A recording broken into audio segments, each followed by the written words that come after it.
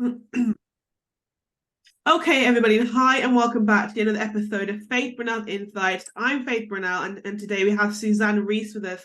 Hi, Suzanne, how are you today? Hi everyone. Hi Faith, Brunel. How are you?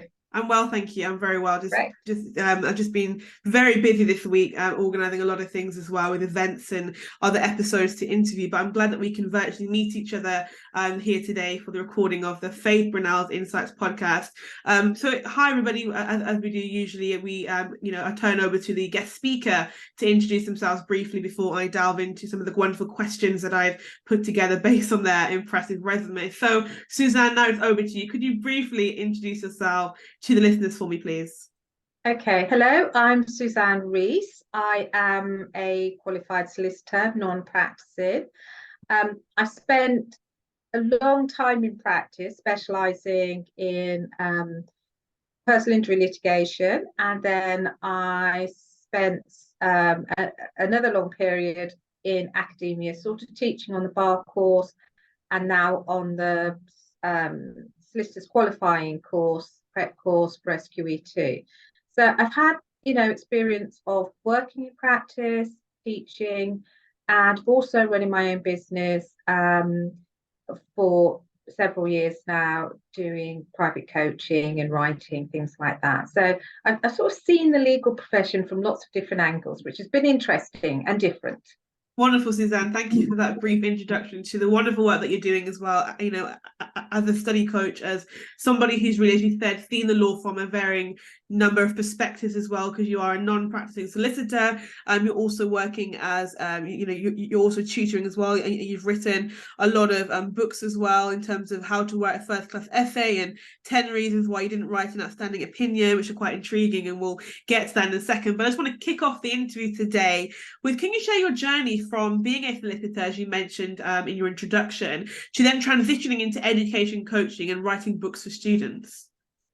Okay, so for me, as I did my training to become a solicitor, it became apparent I always liked civil law. I wasn't a criminal law person. Mm-hmm. So for, over 17 years, I specialised in civil law, and I really enjoyed it. I like the clients, I like the work, Mm-hmm. not so keen on office politics and stuff like that. And then I think gradually, doing litigation is a very stressful job. You're Mm. constantly worried about, have you missed deadlines?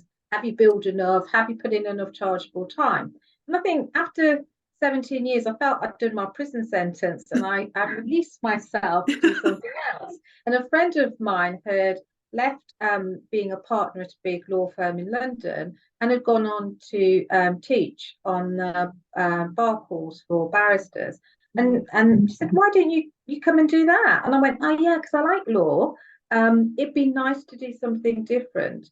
And so I moved into teaching, and that was quite a nice, easy transition. Really enjoyed the students, enjoyed teaching, and again, it's like seeing people at the very beginning of their career, and it was quite, it's really lovely to be involved in that early stage of someone's career development. Mm-hmm. Wonderful, Suzanne. Thank you for again giving us a lot of insights as well. That sounds very intriguing and engaging, because you talk about, well, first of all, I love the analogy when you said that it was like a prison sentence and you were finally released after 17 years.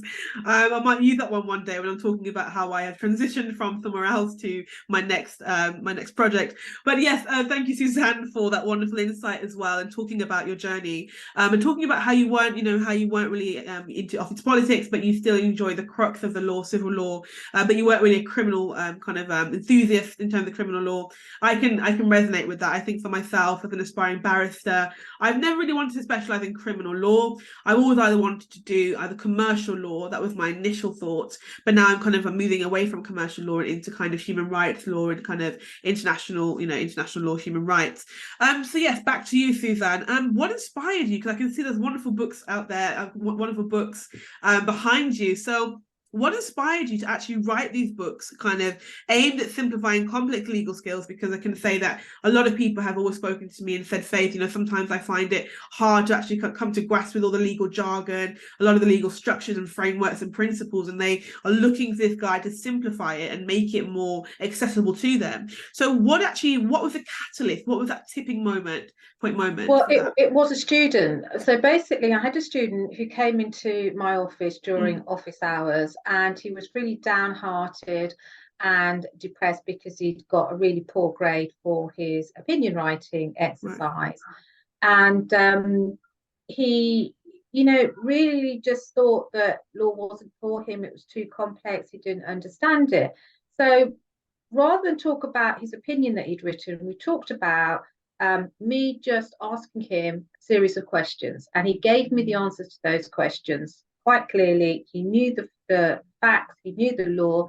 I asked him a series of questions, he gave me his views, and I'm like, well, why didn't you write that in your opinion? And it was like, for him, because he realized it wasn't that he didn't understand the law, he had not asked himself the right questions and structured his opinion in a way that he could have explained his opinion on the law in a way that would have got him marks. And then at the end of the session, he goes, oh my God, Suzanne, that was just such a great session. Where can I buy the book? And I went, what book? He said, oh, you know, we've gone through this process of how to write the opinion, and you've asked me all these really good questions, so there must be a book. And I went, no, it came out of my head. And so that made me think, you know, maybe I should write a book. So the first idea came from that student in my office, and his ability to understand opinion writing when it was set out in a way that wasn't highly complicated, overly complicated. He could really do it, and he went back, redid his essay, got a much better grade for his opinion writing. And that's very interesting, actually, because through you helping him, obviously, as part of your role, you know, through you helping him, he actually ended up helping you as well to actually realize that you have a skill set, that you have a unique offer to actually help, you know, students as a qualifying solicitor, excuse me, to actually help them. Yeah. Excuse me. Well, and I suppose as well, I was also I thought about it, and it went out of my head. And then there was an element of frustration as well with academia, because you're constantly saying to people in more superior positions, well, do we have to make it as complex as this? And the view was, well, law is complicated. And I'm like, well, actually, we can be simplified. We can make it a bit easier to understand. When we're in court and we're explaining complex issues to a judge, we're simplifying. We're not making it more complicated. So why not do the same with students? And it was like, oh, we don't have time. They don't get it. They're not bright enough. And then that sort of spurred me on then to think about starting my own business. And then once I decided to do that, part of setting up your own business, I was told, was to write a book so you'd have a reputation. And I thought, I'm going to write that book. So I remembered that discussion with the student in my office. And that helps us to really like understand that journey and that kind of that path that led you to, as you said, you know, number one, writing the book, and number two, kind of launching your own business. And I think what you help that student to really was actually to conceptualize their ideas, so taking it from the theory and putting it into practice, because he had the ideas, he had the ability, but he just needed to know how to articulate that and actually express himself clearly in a way that would get in the marks. And so I think that a lot of students, sometimes they struggle in terms of they have the head knowledge, but it's about how to actually kind of put that pen to paper, so to speak, and get those ideas out in a way that is coherent, that in a way that is engaging and makes sense to both the reader and the listener as well. So, you know, you mentioned actually about starting your own business, which is a perfect time to pivot here and talk to you about your business and for you to share with the listeners. So can you talk to us a little bit about the name of your business and actually what you actually offer to students and to other people that you help as well? So it's called Inspire to Study. I did a lot of pre-launch investigations. There are a lot of study companies out there teaching students the law. And I thought, you know what we're all trying to do is to help students be the best that they possibly can. So Inspire to Study, the name for me said it all, Inspire to Study. So really focusing on people who want to just take their study to the next level. So quite often they'll be graduates who are already studying and they just need some extra support to take it to the next level. And they're prepared to put in the time and the commitment, because there's one thing I don't work with, it's students who want me to do the work for them. Not interested. You know, if you want a perfect answer and you don't want to do any work for it, don't go to Inspired Study. I'm interested in students who really are interested in their long-term development. And part of what I think is really important is that critical thinking, that ability to understand and reason, which a lot of institutions assume happens. And as very experienced professionals, we do it automatically, but there was a journey that we started on, 20 years previously, where we developed our critical thinking skills, our ability to argue and debate, our ability to analyze information quickly. And I think sometimes people forget that it is a journey. It didn't just happen. We weren't born with these abilities straight away. And Suzanne, you've really mentioned a key word that is particular to Faith Around the Insights. The mantra of Faith Around the Insights as a business, as a brand, as a podcast is, it's not an event, it's a journey, and your journey can begin now. And really that embodies everything that you've said, because what we're trying to achieve here is that it might not happen tomorrow, and it probably won't happen tomorrow, but we are providing you with the frameworks and the steps and the principles by which to actually make that happen. Because there's a very famous quote that says, when time meets purpose, it creates your destiny. And so you're actually building on that framework, and as you said before, as it's really made clear and apparent through the Inspired to Study brand, you're actually providing them with the guides and the framework and the tools really to build their own wall, right? So you are not actually making, you're not building the wall for them, but you are providing all of the tools that they need. You're providing the bricks and the cement by which that they can build that wall and get to the next level. So that's really important. And clearly, as you've mentioned before, talking about key aspects like critical thinking and things like that, and how sometimes it is assumed by lecturers and institutions that students are born with these skills, but no, it has to be developed. It has to be conditioned as well. And so that actually kind of, you've already actually answered one of my next questions, which was actually asking you about some of the key takeaways from your books, because you've spoken about that. Now, am I right to assume that following the conversation with your student about the opinion, is that what spurred you or compelled you to write the book 10 Reasons Why You Didn't Write an Outstanding Opinion? Absolutely. And the title, someone said to me, it should be provocative. And this sort of comes back to that conversation I had with a student. Why didn't he write that brilliant opinion when he had all the knowledge in his head? And the reason was he didn't have that guidance. So, I'm not appealing to students who think I'm great at writing a legal opinion. Don't even bother to pick the book up. I'm appealing to those students who go, why didn't I write a brilliant opinion? Right. What do I need to do to get from A to B? The students who are struggling to write that brilliant opinion. And at one stage, in one of the different versions, the updated versions of the book, I actually thought about changing the name. And a student said to me, one of my former students, no, don't change the name, because it was that title that drew me to the book. It almost challenged me to think, well, why didn't you write an outstanding opinion? And that's why I picked the book up. So kept the name, and it's been updated. So I think we're on version 2 now. And it's wonderful. And it seems to me, Suzanne, from my perspective, that it's really a book that kind of provokes you. It is provocative because it provokes you to think about, what could I have done better? What could I have done to actually enhance my writing skills? Is there anything in the pre-writing, before writing stage, any research I could have conducted? Is there something to do with my mindset? As you said before, sometimes students have the ability, but it's about how they're going to articulate that. And so it leads into my next question. How do you actually approach both teaching, because you are obviously you are teaching, and you're coaching, as you mentioned in your introduction, but how do you approach teaching, both teaching and coaching, to help students excel in both their legal studies and also their careers going forward?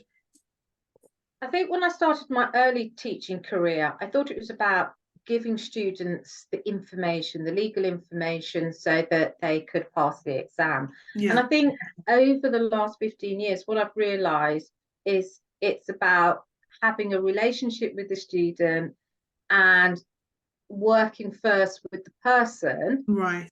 and as part of that relationship, they develop the confidence and knowledge that they need. So, you know, this idea that you can teach somebody simply by giving them the information, well, if that was true, why aren't, you know, loads of people learning in that way? But if you Yeah. look at what is the most effective, it's the students who have a relationship with the person delivering the information, who engage with that person and then seem to excel. So that connection with another human being, I think, is quite important.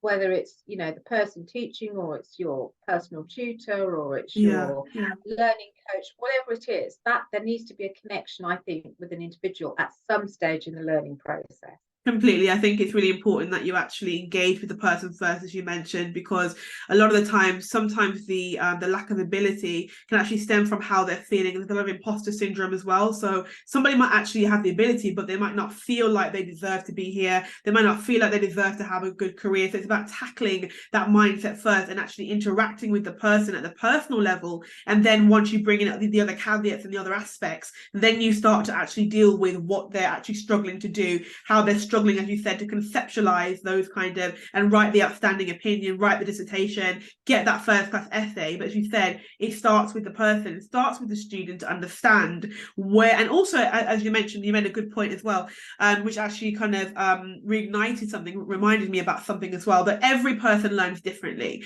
You know, some people have a photographic memory, some people don't. And so if you just kind of go in with a blanket assessment, with a blanket approach, you're not actually, it's not specified, it's not streamlined. And so clearly, as you said here, through your 17 years, once you've been released from your prison sentence, you have actually been able to help the students effectively for both, you know, for both the present and the future, because they're taking those skills with them into the workplace and in their future lives as well. And so what do you believe are the most essential skills or qualities that law students should develop in order to succeed in their legal career? I thought about this question and I wrote one word down: resilience. Wow. Life is not always straight up. Mm. There will be disappointments. There will be outright failures. I know people don't like to use the word fail, but there will be failures. There will be failures, yes. And you've got to be able, in both in your academic and your professional career, to accept that things will not go well. There will be mistakes, things will be wrong, won't get what you wanted.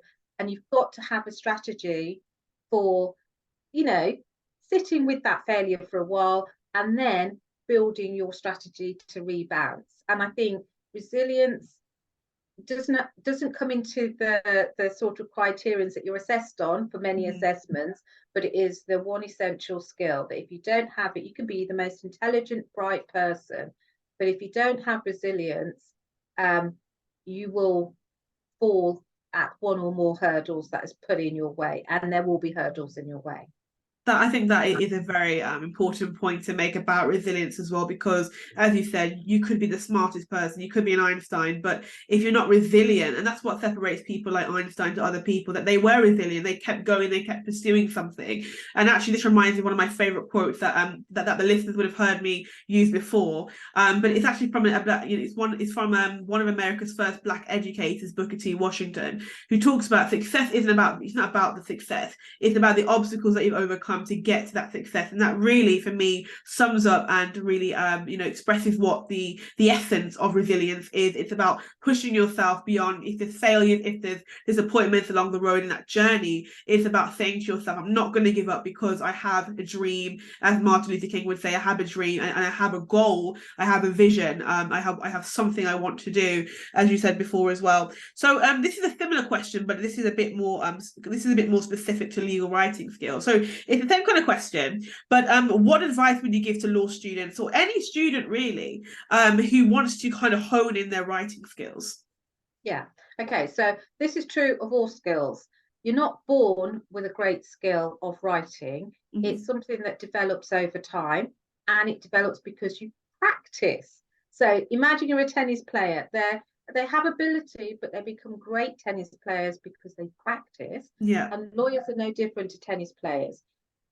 You get better at a skill by practicing it and reflecting on what you've produced, being self-critical, looking at other examples of people that have done the same task, and honestly saying to yourself, okay, where can I improve? And sometimes it's about minute improvement, but it's always about improvement. The best students I met, they could be really bright, intelligent people, but the question they always ask, Suzanne, how can I get better? Didn't matter where they were, they wanted to move forward and get better.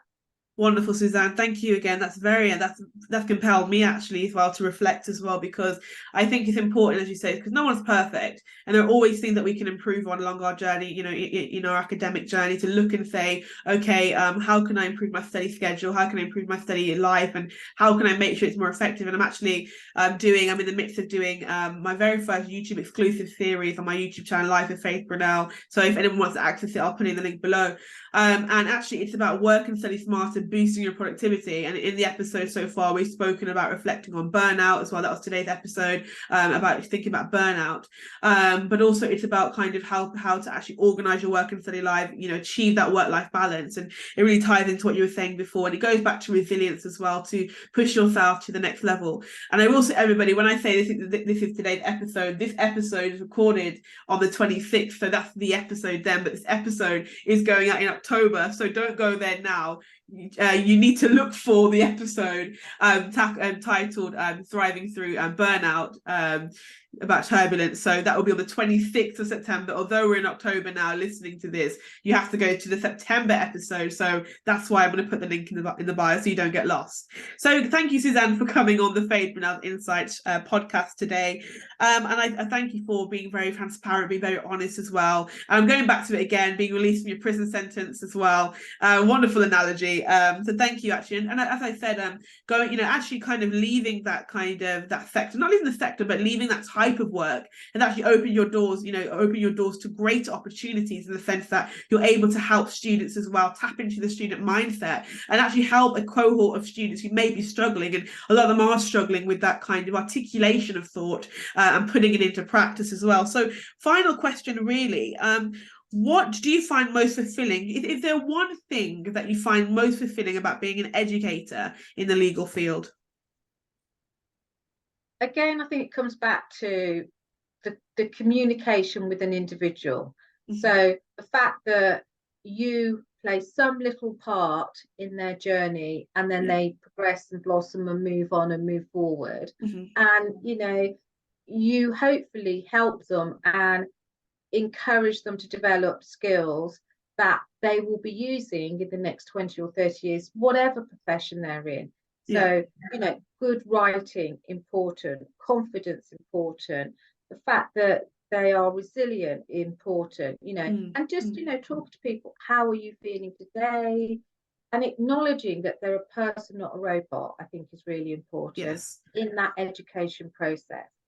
Definitely, Suzanne, I'd echo that and say there has to be that level of interpersonal connection with students as well, and people who you are going to be engaging with. It's really important to, as you said, understand that they're not robots, they have feelings as well. So try and empathize with them and understand what they're going through. I think that's really important as well.